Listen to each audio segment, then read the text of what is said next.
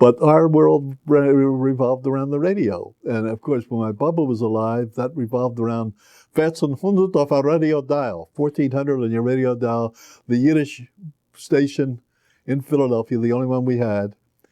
And there are two interesting stories there. One is a newscaster by the name of Nathan Fleischer, who was sponsored by Hi-Hat, Peanut Oil, Hi-Hat, Peanut Oil. I never forgot the song.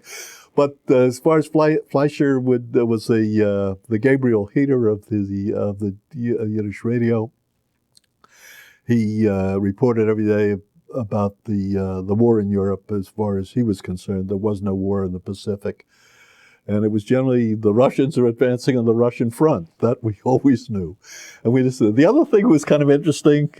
My Bubbe would listen to, and of course I sat in the radio and listened to. Were the soap operas, the Yiddish soap operas, Tzuras Baleiden. Oh my God. You know, it turns out many, many years later, my wife and I became real theater nuts, and particularly living downtown Philadelphia after a while, we got to a lot of theaters, and I got to see a lot of Irish plays. And I came to the conclusion that these Irish playwrights had copied specifically from the Yiddish soap operas. The difference was, in the Yiddish soap opera, the husband was out of work. The daughter was going with a non-Jew, and the son had tuberculosis. That was the Yiddish problem.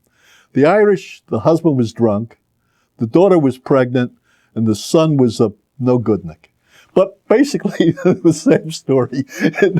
It was just the way things were.